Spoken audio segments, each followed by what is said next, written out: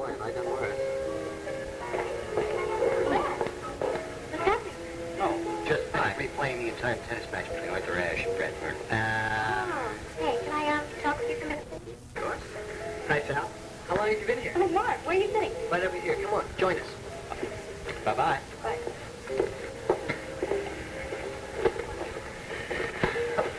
I should have lied. I should have told her that I won the match. She would have never known the difference. So what are you doing here, Brad? Having a little drink by way of celebration. Well, if you're celebrating the financial statement for February, it's not all that good. I know. Little woman, what I am celebrating is a non-event. I'm celebrating the fact that I am not going to be a father. Can I buy you a drink? No, thank you. Do you realize how upset Sammy is? I know, Sam, but what can I do? What can you do? Well, you could be at home with her instead of staying here. That's where I'm going as soon as I finish this. Brad, why do you lie to her? To whom? Jenny, who else have we been talking about? I don't lie to her. Oh, come on. Look, you're pretending that you're dying to have a child, and then meanwhile you talk smooth about having a vasectomy. Sam, haven't you ever heard of a benevolent lie where you tell somebody something that you know they want to hear because, you know, it'll make them happy and it won't hurt? Yes. There are a lot of things that you've told her that just, they don't make any kind of sense at all. Like what? Like that whole hot milk bit. What hot milk bit? Oh, come on, Brad. You told Jenny that Mom practically forced you to drink hot milk whenever you had the sniffles or the fever or something. Well, and how do you know she didn't? Because I was there too, remember? And plus, Mom never nursed us. She always left it up to Dad. I don't know. Maybe she just figured he could do it better. Brad, I don't understand why you're making up these crazy stories. Did you tell Jenny I made that up? Of course not. What did you tell her? Nothing. I just left this as talking, okay? Now, I don't understand this. Now listen, Sam. The night Lana died, when I went over to her apartment, she was drinking hot milk. She was trying to get to sleep. And then, a little later on, she started getting sort of hysterical. So I took the hot milk out of the kitchen for her, and I heated it up for her. Just tried to calm her down. I mean, pills that Lana took, they were in milk, weren't they? I don't know, Sam. I had no way of knowing. Lana was dumb. She did dumb things. Brad, are you saying that... But listen to me. I had absolutely nothing to do with Lana's death. You don't know that. I mean, you don't. You took the milk, you warmed it up, and you brought it back to her. You just said to me you didn't know what was in it. What did you know? Oh, Brad, you didn't understand. Sam, you would stop it. I had nothing to do with her death. Now, will you please calm down? Brad, Look, Sam, Come on, Sam, stop it. Don't look at me like that. I'm not a monster. Don't you believe me? I don't know what to believe. You just confused me. It's getting so late, I was afraid you weren't going to make it. Oh, Tony, darling, so good to see you.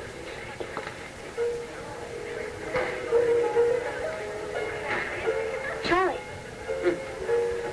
Who is that? I don't know, but it's the second night she's been in here in a row. Looks like the boss has finally decided to come out of his shell.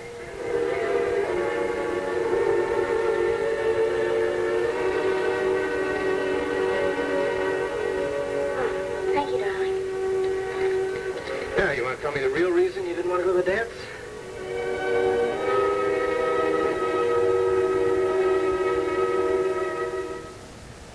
I told you, I felt ill.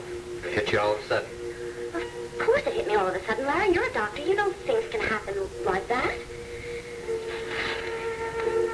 Look, I don't know. Maybe it was the drink. Maybe it was the dinner. I felt dizzy. I felt nauseous, and then I had a headache. Why are you asking me this? I don't know. Tell you the truth, I felt some pretty strange vibrations over at Joe and Vicky's. What kind of vibration? That guy, Huddleston. I mean, he could barely keep his eyes off you, barely keep his hands off you. Before you accuse me of anything with Huddleston, I just want you to know that I loathe Talbot Huddleston, and I always have. I didn't realize you knew him that well. Well, I don't, but I mean, there are some men that a woman doesn't have to know very well to get the sense of where their mind is.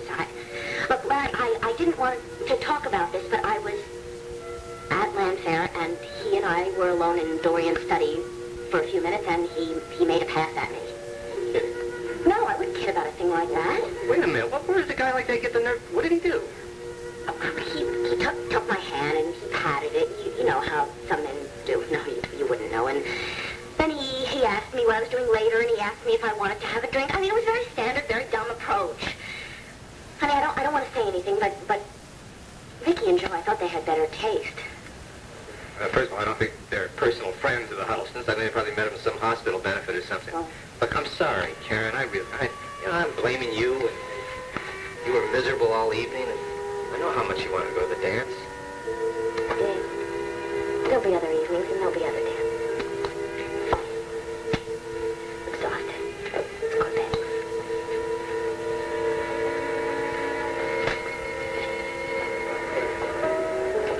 Charley, would you like to take care of the lady?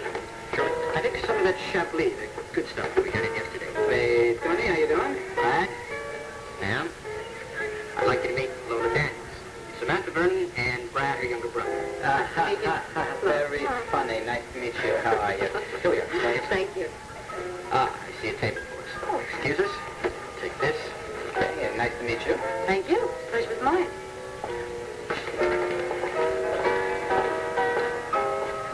Wow. Now that is some lady. Well, I certainly do admire Tony's taste. You are so terrific. Oh, you don't think so, huh? It's because you're not a man. That kind of woman just radiates it. Oh, yeah? Yeah. Well, the only thing I noticed radiating about her was her cheap perfume. It's musk, Sam. Pure musk. It's the call of the wild.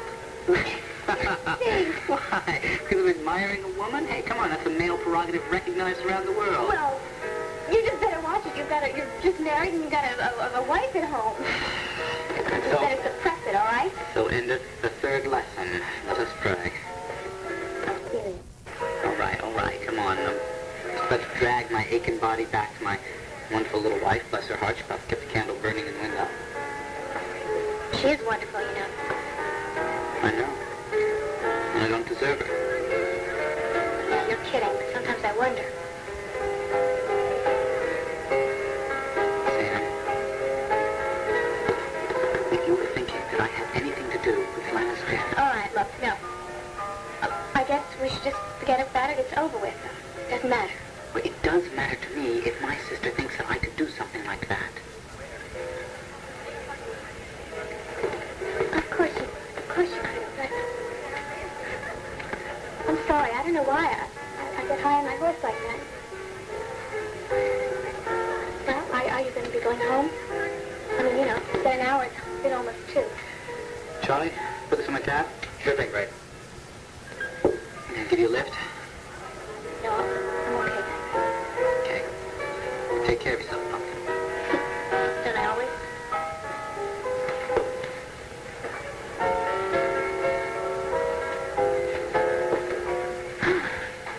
Charley. Dad, how old do you think she is? They're not very good on ages, Sam. But she's too old for Tony. I don't know why you say that. Could be any more than 26, maybe 28. Just about right for you.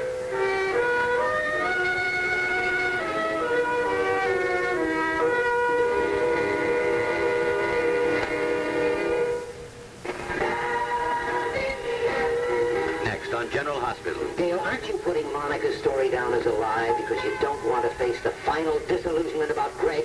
Lee wants Gail to see her husband as he was. I have no illusions. That man seduced a girl that you felt was your daughter in your own house and behind your back. Stop it! And Leslie sees David for what he really is. David? General Hospital next. Watch today right after One Life to Live. When I first met you, I had no idea that you were a lady lawyer.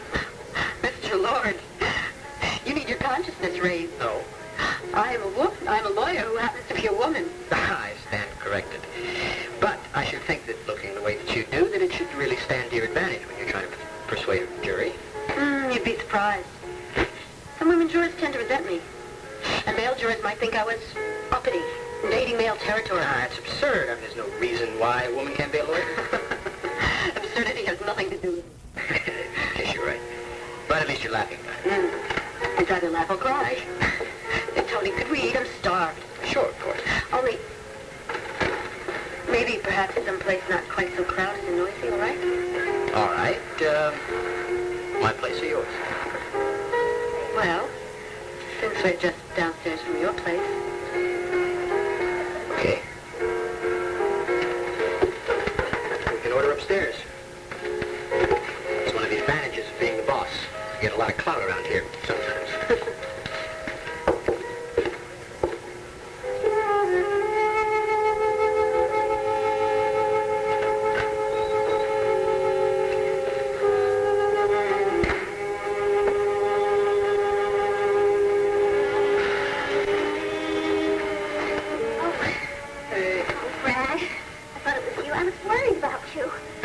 Didn't you get my message?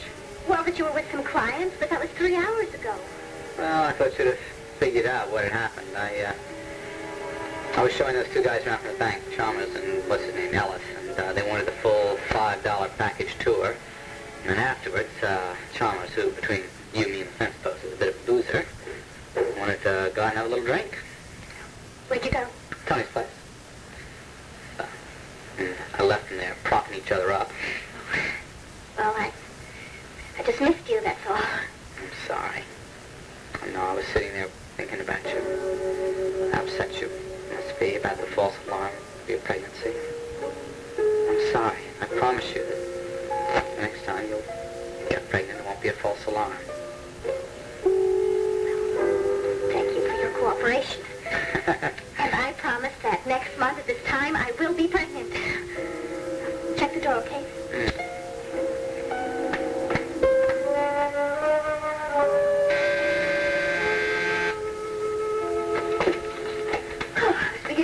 Give up on you. Sorry, I had a little trouble getting a cab from the airport. Well, so what did you find out? First things first, you got anything to drink around here? Help yourself. Well, thank you, ma'am. Now? No, next order of business.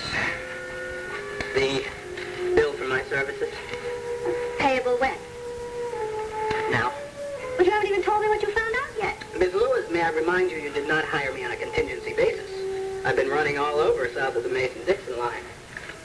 And I've come up with some concrete information, which I will tell you in due course. Meaning after I write you a check. For the amount right there on the bottom line. Marco, what did you do? Hire a private jet? Well, I told you, ma'am, I've done a whole heap of tracing down there. It's all itemized right there. I mean, talk about the Chattanooga choo-choo. I must have made every stop on the line. Do you need a pen?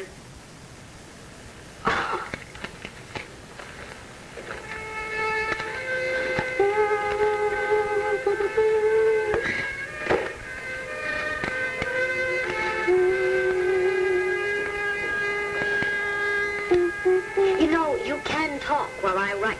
I can talk a whole lot better when you're finished writing.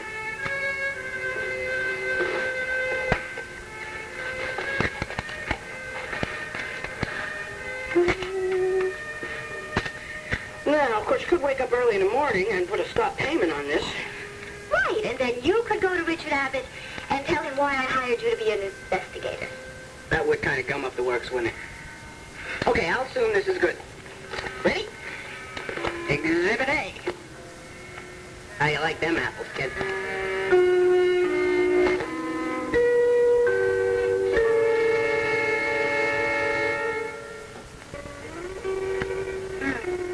Richard? What time is it? Well, could you look, please? I can't see my watch from here. Oh, must be at least midnight. Oh, it can't be. Oh, it is. 10 after.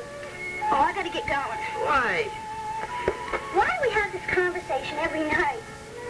I mean, you and I both have to get up and go to work tomorrow. Okay, I'm not going to fight you. But you got to stay a couple more minutes, because I've got to read it to you. What? The letter. What letter? The letter I wrote to my mother, telling her about you and I. You sit there and listen, see what you think, okay? Dear Mommy. I'm sorry I haven't written before now, but things have been happening so fast. You remember Rebecca Lee Hunt, the girl I told you about? Well, I finally managed to break down her resistance, and she's agreed to be my wife. I want you to meet her, of course, and I would like you here for the wedding, of course. We're planning for the 15th of this month.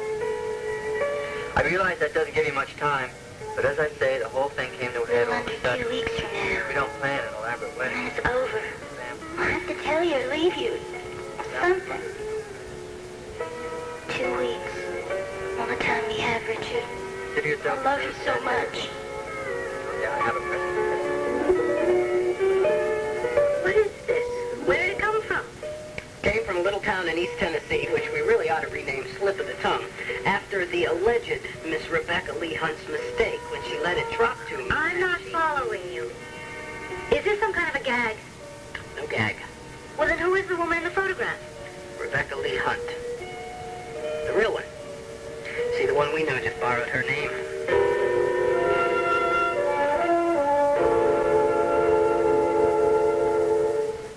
Cannot tell you what a relief it was to get away from that place. Thank you, Peter. Oh, listen, I was glad to have an excuse to leave.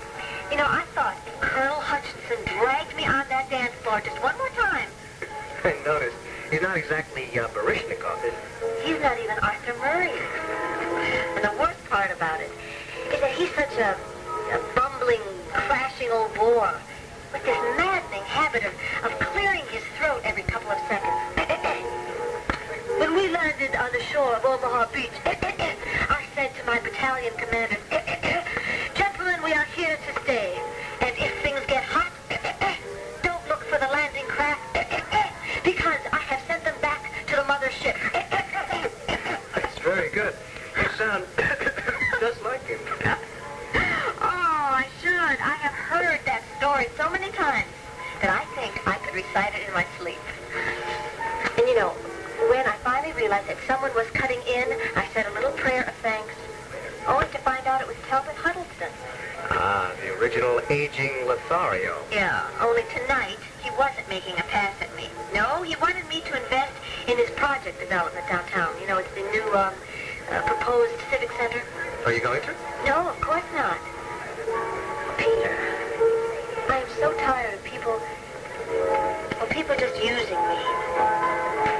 To so many people, I just seem like this, well, like this wealthy widow with her hand always poised over her checkbook. Good, I thought you rather enjoyed the attention. Not that kind of attention, thank you. That's why I really value our friendship so much, because you've never asked me for anything. Well, that's because you've never made me ask for it, Dorian. You've always been very helpful without that. Maybe that should be a lesson to other people.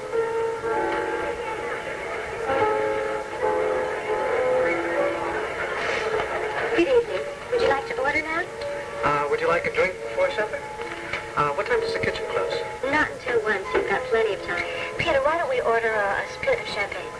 Tell you what, why don't we order a bottle of champagne so that if Melinda comes over, we'll have enough.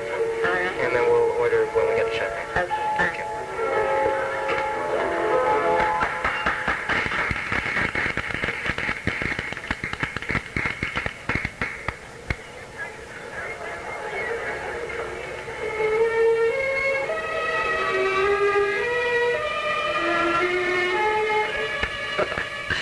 Be kind to the natives and do your motherly duties, and inform your daughter, my sister, and the rest of the family of the good news.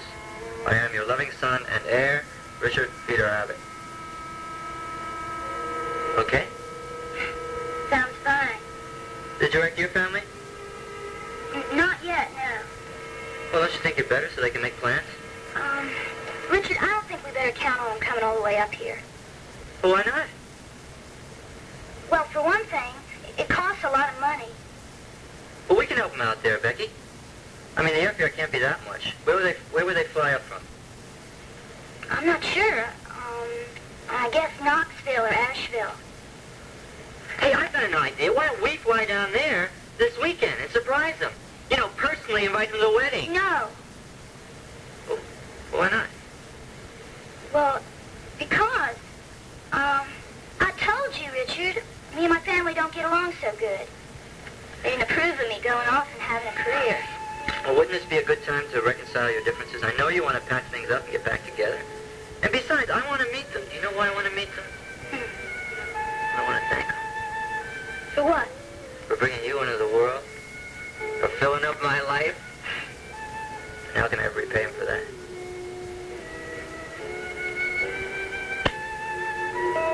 This is Rebecca Lee Hunt? That's right. Is she a relative? I already checked that out. Look, here's a picture of our girl. You'll notice that there's not even any resemblance, see? Huh? This is the lady that our girl took her name from. How do you know that? Because after I talked to this Rebecca Lee Hunt, it became obvious what had happened. So you went down to that little town in eastern Tennessee and found a woman who had the same Now, name? Edwina, if it had been that easy, would I have had to charge you that staggering bill? Now, you see, this Rebecca Lee Hunt lives... Why don't we call this, for the time being, Miss X, okay? But this Rebecca Lee Hunt lives in Lynchburg, Virginia, works in a joint called Fern's Place. See, Fern is her sister. Now, after the act broke up, Fern went off and married a good old boy from down south by the name of Howard Gribble. Now, the gin mill in question used to belong to old Howie. As a matter of fact, it was called Howie's Place. But poor old Howie died as a result of sampling too much of the merchandise. Then Fern took over, see? Marco, and is any of this relevant? Well, not really, but it's all kind of interesting, don't you think? You know, local color, you don't think so. Okay, moving right along. Anyhow, it was folks down in East Tennessee that told me all about how Rebecca and Fern had a country music act, and I already told you that they broke up. Well, Rebecca subsequently retired, and, you know, because she couldn't find a replacement for Fern anywhere. And somewhere along the line, she decided to hawk her guitar. Things starting to add up yet? No, they're not. Should they be? I take it you've never seen Miss X's guitar case. No, I haven't. Yeah, well, you see, the guitar case containing the guitar that was hot had Rebecca Lee Hunt's name on it. Painted on. Impossible to take off without scraping the finish. So, Miss X comes along, goes over to the pawn shop, you see, and since she's looking for a new identity to begin with, takes the one that's given to her. I mean, it was right there on the guitar case. Voila. You may now apply. Very good, Marco. Nicely done. Thank you. Thank you. You're keeping me hanging intentionally, I bet. In what regard? The identity of our Miss X. Who she really is.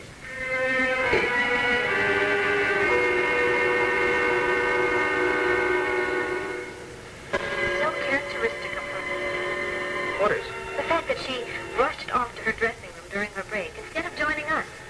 And I'm just sure she saw me wave at her. What, do you think Melinda's angry with you? No, of course not. Well, Peter, she's just so pathologically shy that it's very difficult for her to relate with people. She seems to be doing very well here, Dorian. Here it's just the people en masse, a sea of faces. She doesn't really have to relate to anyone. What I'm talking about is her being able to get along with you and me, to function as my sister and as your friend. But obviously it's still beyond her. Oh, I just hoped it. Peter, would you do me a favor and order supper for me? I think I'd like to go and talk to her. Dorian, Just a small steak and salad. That'll be fine. You see, the only problem with running a place like this is finding good help, especially in the kitchen. But really, we're very lucky that we have this man named Henri. He's an absolute jewel. Well, it seems like they found another one in you. Oh, well, I don't know. I just really help out a little bit with the books. And, oh, of course, I do some other jobs that are a little bit more important than that. I'm sorry, I didn't catch your name. Oh, Jennings Brown. Could I get you a refill? Oh, yes, please. Charley, you mind doing this again? Sure thing. Thank you. Sam, I'm going to have to ask you a question. You keep looking at that door. I mean, what's up there? A little more wine. No, I'm fine, thank you. You know, it's too bad you didn't go into the law, Tony. How's that going? You would have made a sensational judge. You have the quintessential judicial temperament. Now, where did you get those big? Oh, come on. Don't you want to know how I arrived at that opinion? All right. How did you arrive at that opinion? Well, first there have to be some stipulations. You know what that is. I mean, in the legal sense. No, not really. Well, those are facts that counsel for both sides agree upon prior to entering into a hearing or a trial. It saves an awful lot of time before you, when you come to the burden of proof. Gotcha. You ready for some? Sure. First, even though I am what you indelicately refer to as a lady lawyer, I am also a reasonably attractive woman. If you agree, just say stipulated. But you're going to have to change reasonably to vary. Well, the point is that after you invited me to the club, I was the one who suggested that we repair to your apartment for supper. And when I made that suggestion, the look in your eyes told me that you felt there was an invitation implicit in it. Oh, you read me good, counselor. And yet, we've been here for over an hour or more, and you have made none of the standard moves, you know, like putting on some music or suggesting that we dance or otherwise conspiring to get me in your arms. I enjoy your company, that's all. I talk to you. And now yours. I guess we could add that to our stipulations.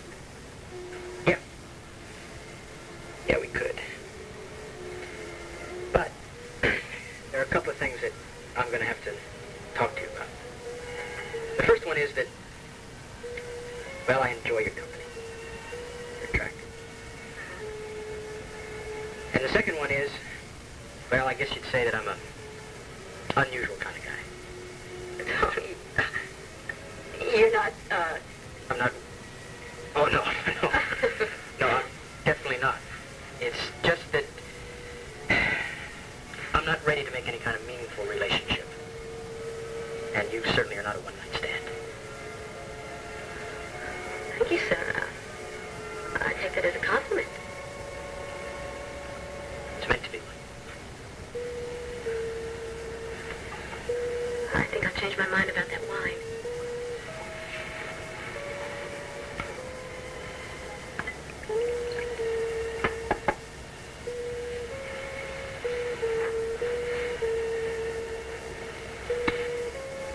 You know, you are an unusual man, Tom. I have a terrific appreciation for what you've just said. Of your values and your honesty.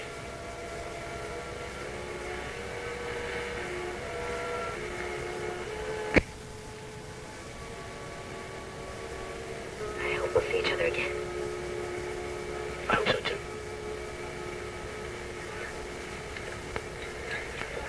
Melinda, you look just fine. Now, do you think you could come and join Peter and me before it's time for you to play your next set? Well, I don't want to impose. Well, I certainly wouldn't ask you if I thought that you were imposing. Melinda, you've got to make yourself. Start relating with people. You can't just stay in a little cocoon. Because if you do it... What? Well, let's just say that I think it's best for your full recovery. And of course you know that's what I want more than anything. Come on now. I think Peter has been alone long enough.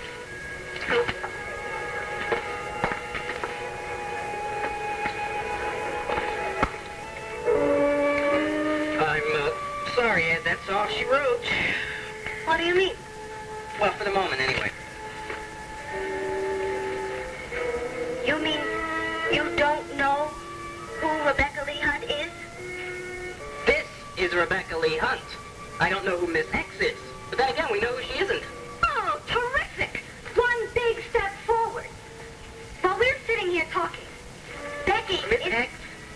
She is wearing Richard Abbott's engagement ring. You don't seem to realize the urgency of the situation. I need facts to lay in front of Richard Abbott, and I need them now.